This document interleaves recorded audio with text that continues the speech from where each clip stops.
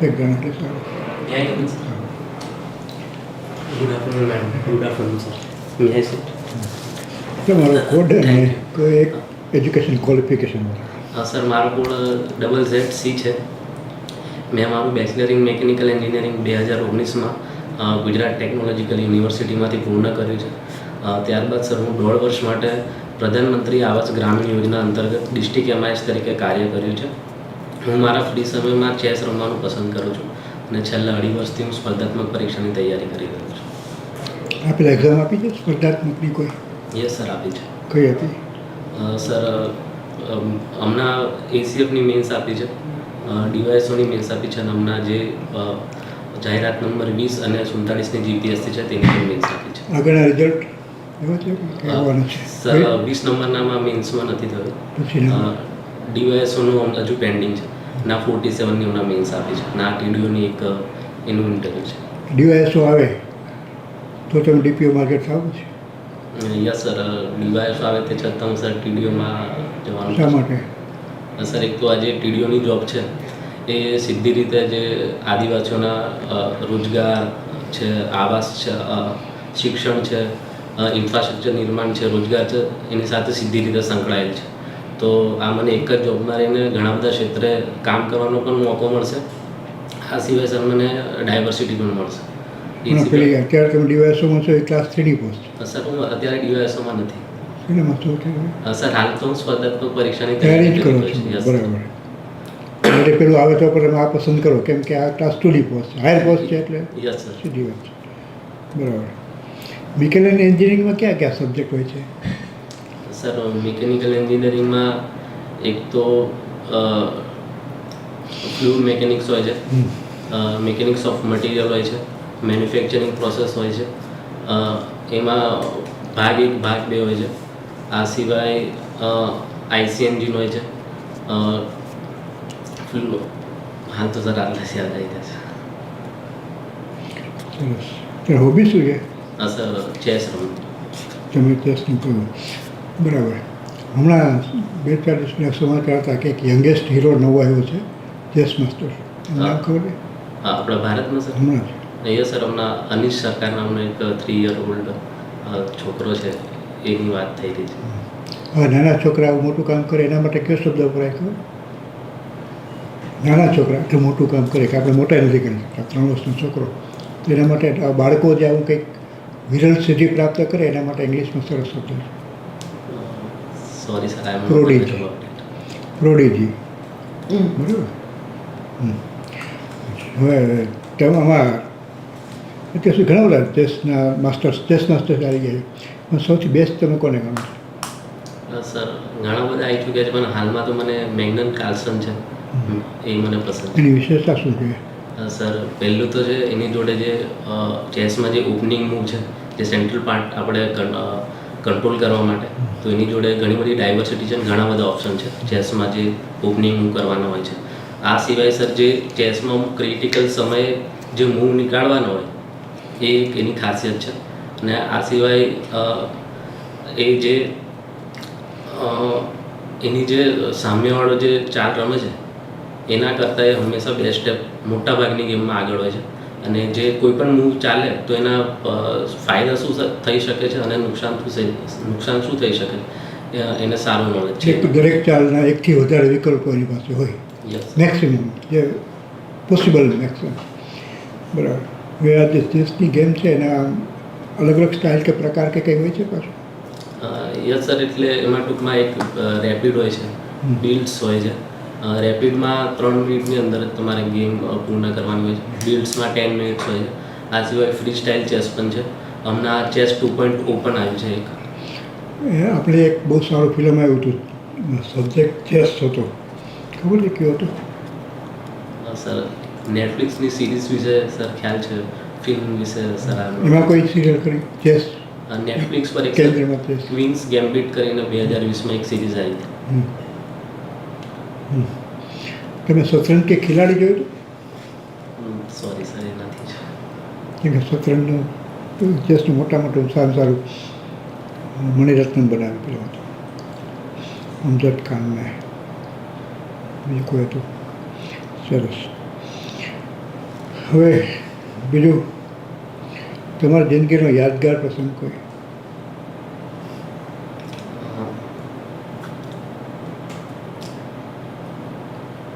તમે કાયમ યાદ રાખો ગમે અને કોઈને કહેવાનું ગમે તમે આમ હતું? સર હાલમાં તો આ જે ફર્સ્ટ ટાઈમ જીપીએસસીનું ઇન્ટરવ્યૂ આવ્યું છે તો એ છે કે યાદગાર પ્રસંગ છે. તો એ મેં ભવિષ્યમાં બી લોકોને કહેવાનું પસંદ કરીશ કે એકવાર હું જીપીએસસીનું ઇન્ટરવ્યૂ આપ્યું છે. ને પેલા ક્યારેક બીજું યાદ ઘટનાઓ નહીં બની હોય? તમે ડિગ્રીની તમારા હાથમાં આવી તમે 12th સારી રીતે પાસ કર્યું હોય, બીજું કંઈ? સર એક તો જ્યારે 2019માં એન્જિનિયરિંગની ડિગ્રી લીધી ત્યારે પણ હતું, કારણ કે અમારા પરિવારમાંથી પહેલો એવો વ્યક્તિ હતો જેને એન્જિનિયરિંગ સફળતાપૂર્વક પાસ કર્યું, તો એ બી એક પ્રાઉડ. તમને તો ખબર હશે કે આ આરટીઓમાં મિકેનિકલ એન્જિનિયરિંગની ભરતી થાય છે generally, RTO officer. Yes sir. એના માટે તો પ્રયત્ન નથી કર્યા? સર એકવાર હું આરટીઓની પરીક્ષા માટે અપિયર થયો છું, પણ સર મારું મિકેનિકલ એન્જિનિયરિંગ મેં મારું બેચલર ઇન મિકેનિકલ એન્જિનિયરિંગ કર્યું છે, પણ મારું મિકેનિકલ એન્જિનિયરિંગમાં હું એટલો સારો નથી કે આવી કોઈ કોમ્પિટિટિવ પરીક્ષામાં જેનું એટલું સારું છે એમની જોડે કમ્પીટ કરું. એને કરતાં અમારે ત્યાં જે એન્વાયરમેન્ટ છે એ બી વહીવટી પરીક્ષાઓને લઈને વધારે છે, તો એમાં ગાઈડન્સ ને એવું બધું સારું મળી રહે છે. એટલે સર પછી હું આ વહીવટી પરીક્ષાઓ તરફ જ ધ્યાન આપું છું. બરાબર. તમે આ ટીડી આ જે પોસ્ટ છે તમે ટીડીઓ એમાં શું શું જાણો છો એના વિશે? Sorry sir? તમે જે પોસ્ટ માટે એપ્લાય કરો છો અને ઇન્ટરવ્યૂ આપવાના છો એ પોસ્ટ વિશે શું જાણો છો? સર આ જે ટીડીઓની જોબ હોય છે એમાં એક તો આપણને પ્રાઇવેટના વહીવટદારની ઓફિસમાં આપણને મૂકી શકે, જેમાં સામાન્યતઃ આપણે જે આદિવાસી વિસ્તારના જે વિકાસલક્ષી જે કાર્યો છે, માળખાગત સુવિધાઓના ઇમ્પ્રુવમેન્ટ માટે એમાં કરવાનું હોય છે.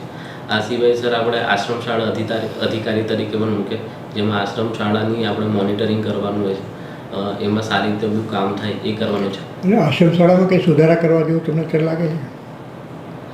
સર આશ્રમ શાળામાં હમણાં તો એક મને જે એક સુધારો લાગે છે કે એમાં કોઈ પણ જો શિક્ષક મુકાય તો એમને જે આદિવાસી જે સંસ્કૃતિ છે, પરંપરા છે અને જેમની ભાષા છે, તો એના સંબંધિત સર એમને 1 મહિના કે 2 મહિનાનો એમને જો કોઈ કોર્સ કે એવું કોઈ સેમિનાર કરીને એમને કરાવવામાં આવે, તેથી સર એ જે આદિવાસી બાળકો છે તેમની જોડે સારી રીતે જ્ઞાનની આપ લે પણ કરી શકે, એમની જોડે સંવાદ કરી શકે અને એક ભાવનાત્મક જોડાણ પણ એ લોકો એમની જોડે જોડાય.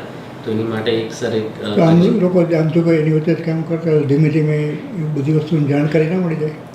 ત્યાં સુધી સર ઘણા બાળકોનું નુકસાન થઈ શકે છે કે જ્યારે લોકો 2 મહિનામાં એટલો બધો ફાયદો ના થઈ જાય ને, 2-4 મહિના રહેતા તો સર એટલે એમને એક ટૂંકમાં બેઝિક નોલેજ આવી જાય. જો કોઈ બિન આદિજાતિ વિસ્તારમાંથી કોઈ આવે છે તો એમને એમની સંસ્કૃતિને જો સાવ અજાણ હોય તો ઘણી વસ્તુ એમને એ પણ લાગી શકે છે કે આ એની કરવાની જરૂર.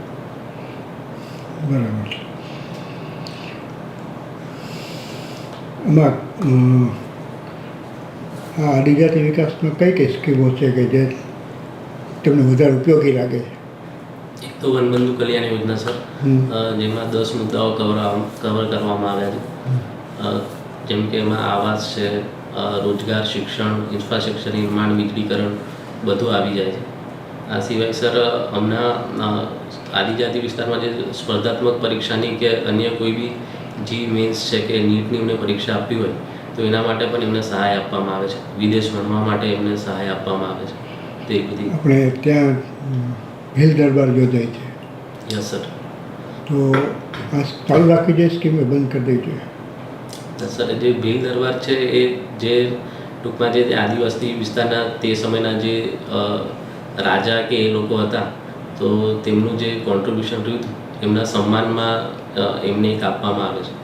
એટલે સર હાલમાં ચાલુ રાખવું જોઈએ, એક આપણા આદિવાસી સંસ્કૃતિ વિશે લોકોને જાણવા માટે બી સર એક પ્રેરિત કરી શકે છે કે એ લોકોનું શું કોન્ટ્રીબ્યુટ રહ્યું, તો મારા હિસાબથી ચાલુ રાખવું. તો આદિવાસી સંસ્કૃતિ વિશે જાણવું હોય તો કોઈ એવા 1-2 સ્થળ બતાવો કે મ્યુઝિયમ કે કંઈ હોય તો હું ત્યાં જઈને જોઈ લઉં, મને આઈડિયા આવે. એક તો સર છોટાઉદેપુરના તેજગઢમાં ખૂબ સારું મોટું અને સારું મ્યુઝિયમ આવેલું છે. ત્યાં દરેક આદિજાતિના અમુક પુસ્તકો બી અવેલેબલ છે. એમના જે ઘર છે અલગ અલગ આદિજાતિ જે છે એમના ઘરનું પણ સારું એવું મોડેલ ત્યાં મૂકેલા છે અને એ સિવાય બીજા એમના જે હેન્ડીક્રાફ્ટ છે એ બધું પણ મૂકેલું છે. સર બીજું વારલી ચિત્રકળા એમાં આવે? વલ્લી ચિત્રકલા એટલે સર એ દક્ષિણ ગુજરાતના જે કુકણા જાતિના લોકો છે એ લોકો કરતા હોય છે. બરાબર. બીજી કઈ કઈ એમાં આવે? સર આપણા કરતાં જુદી હોય, સભ્ય સમાજથી જુદી હોય, એ કઈ કઈ કળા હોય એમાં? સર એક રાઠવા જાતિની છે પીઠોરા ચિત્રકળા છે. આ સિવાય ભીલોની ભરાડી ચિત્રકળા પણ એક છે. એ કેવી હોય ભરાડીમાં? સર એના વિશે એ ખ્યાલ નથી. જોડિયા પાવા લોકો આ વગાડે છે જાતે બનાવેલા સંગીતના સાધનોમાં. સોરી સર એના વિશે ખ્યાલ નથી. હજુ વાંચો, શાંતિથી જુઓ.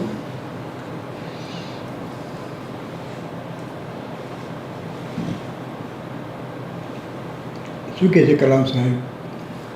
કે સર જ્યારે આપણે કોઈ પણ કામ કરતાં આપણે જો નિષ્ફળ થઈએ તો આપણે એને ટૂંકમાં છોડી ના દેવું જોઈએ. એને એક આપણે શીખવાના અવસર તરીકે જોવું જોઈએ અને એનાથી ફરીથી આપણે પ્રયાસ કરવો જોઈએ. એમને એક પુસ્તક લખ્યું હતું, ખ્યાલ હતું, ઓટોબાયોગ્રાફી, વિંગ્સ ઓફ ફાયર. શું કહેવા માંગે છે? વાંચ્યું છે તમે? એ નથી વાંચી મેડમ, સોરી. નથી વાંચ્યું. ઓકે, કંઈ વાંધો નહીં. તમને ઇન્સ્પિરેશન આપતા કોઈ બે વ્યક્તિઓના નામ આપો. પહેલાં તો મારા મધર છે, કારણ કે એમને મેં એ જે ટૂંકમાં એ જે પરિસ્થિતિમાં બહુ ભણીને એ તે વખતે નીકળીને આવ્યા અને હમણાં બી સતત મહેનત કરે છે અને શું ભણ્યા છે? શિક્ષક સર. શિક્ષક શિક્ષક છે છે સર. એટલે 1980 તે વખતે જે અમારો વિસ્તાર હતો ત્યાંથી કોઈ લેડીઝને ભણાવતું નહોતું. ત્યારે એ ટૂંકમાં જે 10માની ને એની 12માની પરીક્ષામાં ટોપર પણ રહ્યા છે. એ પછી શિક્ષણ ક્ષેત્ર બી લગભગ 40 વર્ષથી કામ કરી રહ્યા છે, 38 વર્ષથી. અને હમણાં બી અમારે કોઈ બી જરૂર હોય કે અમને કોઈ સલાહ જોતી હોય કે કંઈ માર્ગદર્શન આપવાનું હોય તો હમણાં બી એટલા જ ઉત્સાહથી અને અમને એટલા ખુશીથી કશું પણ અમારી એના માટે કરે છે. તમારા પરિવાર સિવાયનું કોઈ બહારનું કોઈ પાત્ર ખરું કે જેના માટે તમે એને આદર્શ મોડેલ તરીકે સ્વીકારી શકો? સર એક MS ધોની છે. એમની એક આદર્શ તરીકે, કારણ કે જે એક તો એમનું જે વિપરીત પરિસ્થિતિમાં જે શાંત રહીને એમને વિચારવાનું એક એ છે. આ સિવાય સર બહુ ટૂંકમાં ગ્રાઉન્ડેડ છે. પણ ઘણા લોકો એમ કહે કે ધોની સાહેબ છે એ ફિક્સર છે, મેચ ફિક્સર. સાચી વાત છે? સર એવું ટૂંકમાં એમની પર આરોપ લાગ્યો હતો, પણ આરોપ કોઈ એવો સિદ્ધ થયો નથી, તો આપણે કહી ના શકીએ કે એ છે. એટલે ઘણી વાર આરોપ લાગે, સિદ્ધ ન થાય એટલે ફિક્સર ન હોય એવું બને. સર પણ એની યોગ્ય તપાસ કરવામાં આવી અને તે સમયે અને માનો કે ફિક્સિંગ કરવું કેટલા ટકા યોગ્ય છે સ્પોર્ટ્સમાં? તો જ્યારે હંમેશા સ્પોર્ટ્સમેનશીપ હોવી જોઈએ. ત્યાં તમે આવું કોઈ કરે તો આપણે એને કઈ રીતે તો કહેવાય ને કે ભાઈ જરાક શંકા જાય તો પછી એનું નામ ખરાબ થાય. જરાક, કેમ કે કંઈક તો હશે ને, ભલે સાબિત થાય કે નથી થયું, નહીં તો કોઈ એમને તો ના કહે ને. બીજા ઘણા ખેલાડી છે કે એના વિશે આપણે એવું નથી કહેતા કે ભાઈ ફિક્સર નથી. ઘણાને બે ચાર નામ છે જાણીતા, એ સાબિત નથી થયા. ગાવસ્કરના ફિક્સરમાં આવે, આપણો કપિલ દેવ પણ ફિક્સરમાં, BBC-માં રેડિયો પર મુલાકાત, લોકો માની લે કે નહીં જ કર્યું હોય. સર એટલે તે સમયે જે ટીમ સાથે સંકળાયેલા હતા સર, એના જે ડાયરેક્ટર, જેમના જે પેલા જે માલિક હતા, એમના જે ટૂંકમાં જમાય હતા એને લઈને હતું. અને એમાં એવું માનવામાં આવ્યું હતું કે આ ટીમ સાથે સંકળાયેલા છે તો કદાચ આ બી હોઈ શકે છે. એટલે એમની પર આરોપ લાગ્યો. એટલે આમ કેમ કહેવાય છે ને કે ધુમાડો હોય ત્યાં આગ હોય, કંઈક તો હોય ને. એટલે એવા ઘણા બધા એની માટે સર બહુ એટલું મને એના વિશે ડિટેલ બી ખબર નથી. એટલે બરાબર. મેડમ પૂછવું છે કે શું જાણો છો એમના વિશે, અબ્દુલ કલામ વિશે? પ્રથમ તો એમને જે આપણું જે અવકાશ ક્ષેત્રે જે વિકાસમાં એમનો ખૂબ મોટો ફાળો રહ્યો છે. જ્યારે આપણે જોડે જ્યારે કશું નહોતું ત્યારે વિજ્ઞાન અવકાશ ક્ષેત્રે એમને સારું કામ કર્યું છે. એ સિવાય આપણા ભારતના રાષ્ટ્રપતિ પણ રહ્યા છે. ઓકે. હવે તમે કીધું કે ગ્રામીણમાં કંઈક કામ કરો છો. પ્રધાનમંત્રી આવાસ ગ્રામ યોજના અંતર્ગત કામ કર્યું છે મેડમ, હાલ નથી કરતો. અચ્છા, એમાં શું કરતા હતા તમે? As a district MIS madam એમાં કાર્ય કરતો. એમાં મુખ્ય કામ જે આવાસ યોજના છે એના જે જિલ્લા કક્ષાએ જે આવાસ સોફ્ટ હોય છે એના સંબંધિત તમામ કાર્ય કરવાના હોય. આ સિવાય જે તાલુકાના અન્ય એમઆઈએસ હોય તો એમને એપ સંબંધિત જો એમને કોઈ ટેકનિકલ સહાય જોતી હોય તો એ આપવાનું. એ સિવાય ડેલી રિપોર્ટ બનાવવાના છે. કોઈ લેટર આવે છે તો એના લેટર પાછા ફોરવર્ડિંગ કરવાનું હોય છે. આ સિવાય જો ડાયરેક્ટર સર કે પ્રોગ્રામ ઓફિસર સર કોઈ અન્ય કાર્ય સોંપે તો એ પણ કરવાનું હોય મેડમ. તો તમને એવું લાગે છે કે આ આવાસ ગ્રામીણ યોજના બધાને આવાસો આપવાની વાત છે એ કેટલી ફૂલફિલ થયેલી છે? મેડમ હાલ સુધી તો અમને આપણે ગુજરાતમાં 14 લાખ લોકોને આવાસ આપ્યું છે. અને અંતરિયાળ વિસ્તારમાં ઘણા બધા એવા લોકો છે જે પોતાનું જે પાકું ઘર છે એ બનાવવા સક્ષમ નથી. આ સિવાય કોઈ કુદરતી આપદા આવે છે કે આગ લાગી છે, એવા ઘણા કિસ્સામાં એમના જે ઘરને એ નષ્ટ થઈ જતા હોય છે. તો આ એક સારું માધ્યમ છે જેથી જો આપણે એમને એક મકાન પાકું આપી દઈશું તો એ સિવાય સર એના સિવાય જે અન્ય બીજી કોઈ એમને વિકાસ કરવાનું કે અન્ય કોઈ પ્રગતિના કામોમાં એ લોકો ધ્યાન આપી શકશે. અમારા ઘરની સામે એક કુટુંબ છે, 3 માળનું પાકું મકાન છે અને એને પાછું ગાંધીનગરમાં સુદાસણમાં એક આવો ફાળવવામાં આવે. તો આ 3 માળનું મકાન હોય 1.5-2 કરોડનું અને એને જો પછી પાછું આવું આપવામાં આવે તો એ કેટલા અંશે વાજબી ગણાય તમારી દ્રષ્ટિએ? સર આ જે કુડાસનમાં આવશે એ અમને અર્બન વિસ્તારમાં હોય છે. અર્બન વિસ્તારમાં જે તમારે અપ્લાય કરવાનું હોય છે એમાં જે રૂરલમાં હોય છે એમાં એક આવાસ પ્લસ સર્વે થતો હોય છે. તો એમાં તમારા બીપીએલ સ્કોર હોય 0 થી 16 હોય તો તમે સીધા એના લાભાર્થી થશો. આ સિવાય આવાસ સર્વે અંતર્ગત વિવિધ 13 માપદંડો બી નક્કી થયા છે. એને જો તમે ફૂલફિલ કરો તો જ તમને આવાસ મળશે. જ્યારે આ અમારી સામે છે ને એ 3 માળનું મકાન છે, બે આઈટેમ છે, 2 ભાઈઓની. 3 માળનું મકાન 1.5-2 કરોડનું મકાન થાય અને 2 આઈટેમ ગાડીઓ છે. એને જે આ રીતે મળે છે તો એ કેટલા અંશે યોગ્ય કહેવાય? સર એ બિલકુલ વ્યાજબી ના કહેવાય. અને એમાં સર્વેમાં કે આ લોકો કંઈ તપાસ નહીં કરી હોય ખેતી ડિપાર્ટમેન્ટે એલોટ કરતાં પહેલાં? સર એનું ઓનલાઈન જ બધી માહિતી બી આપણે જ્યારે એમાં જીઓટેગ કરવાનું હોય છે કે જ્યારે પણ આપણે આવાસ કોઈ લાભાર્થીનું મંજૂર થાય તો એનું કાચા મકાન કે એની પહેલાં જીઓટેગ કરેલા ફોટા લેવાના હોય છે. આ સિવાય જ્યારે દરેક ઇન્સ્ટોલમેન્ટ પર એમને હપ્તા આપવામાં આવે ત્યારે પણ એના જીઓટેગ કરેલા ફોટા આપવાના હોય છે. આ સિવાય અન્ય જે સક્ષમ અધિકારીઓ છે એમની 5 જણની સહી પણ લેવાની હોય છે. તો આવું કોઈ પણ સર આવું કોઈ ગેરવર્તન માનો કે મારા ધ્યાનમાં આવ્યું છે આવા 2 મકાન છે બાજુ, તો એની સામે હું શું પગલાં લઈ શકું? સર તમારે એક તો જે તાલુકા કક્ષાએ જે તાલુકા વિકાસ અધિકારી હોય એમને તમારે જાણ કરવાની હોય. આ સિવાય તમે જે સીએમ પોર્ટલ પર બી આની કમ્પ્લેન કરી શકો છો. જિલ્લા કક્ષાએ બી કમ્પ્લેન કરી શકો છો. પેલો મારી બાજુમાં હોય તો પછી પાછો રસ્તે એને ઘરમાંથી નીકળવાનું રસ્તા ઉપરથી મને નીકળવા દે? સર એમાં સામે તો ગોપનીયતા રાખવામાં આવતી હોય છે કે તમારી વિશે કોને કમ્પ્લેન કરી છે એની જાણકારી આપવામાં આવતી નથી. છતાંય તો આપણે અમદાવાદના કાકડાપીઠમાં કોઈ જાણકારી આપી હતી કે પેલો દારૂ વેચે છે તો પોલીસે પેલા પાર્ટીને કહ્યું તારી ફરિયાદ આવી છે, પેલા જઈને ત્યાં ધબધબાટી કરી. આવું થાય છે એના માટે આપણે શું કરી શકીએ? સર એના માટે એક શ્રેષ્ઠ માધ્યમ છે કે આપણે સીએમ પોર્ટલ પર એના સંબંધિત આપણે કમ્પ્લેન કરીએ જેથી આવું કંઈ ના થાય પાછું?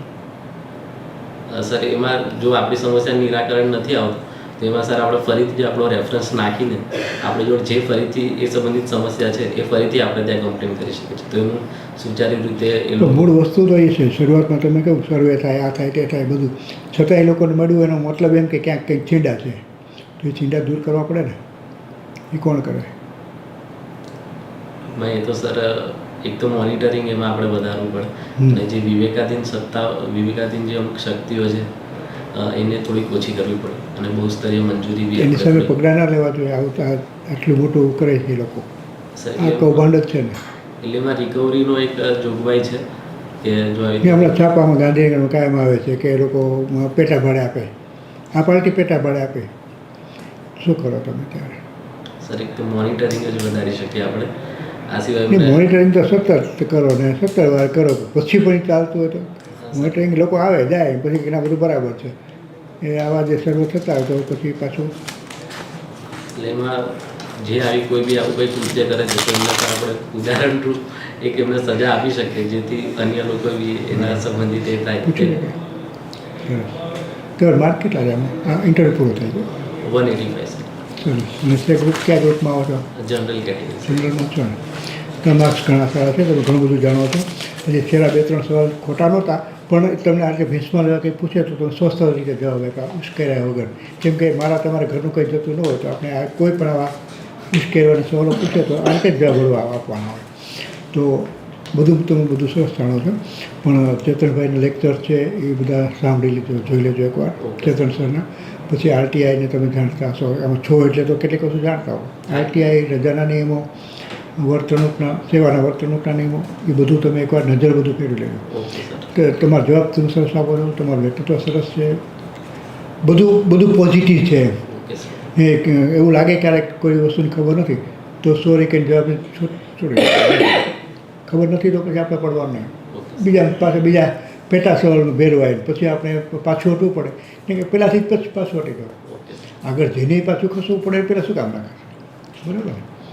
અત્યારે ક્યાં અહીં ગાંધીનગરમાં છો? ના સર, છોટાઉદેપુર. સરસ.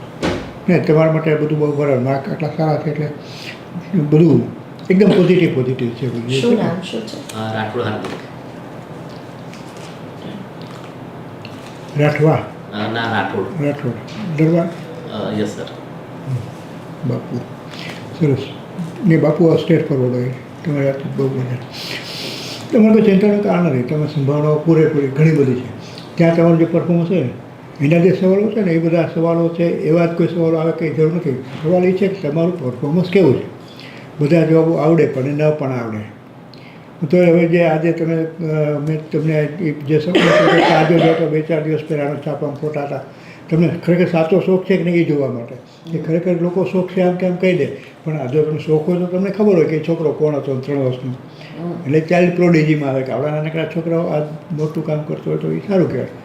કેમ કે આપણે મને એમાં કે સમજ નથી પડતી જોઈએ એવી. ભલે મેં આડા સવાલ પૂછ્યા કે સ્ટાઇલ શું, આ શું, તે શું, તમે સ્પીડ બીડને આ તો 3 મિનિટ 10 મિનિટની વાત કરી, સામેવાળાને જવાબની ખબર નથી હોતી.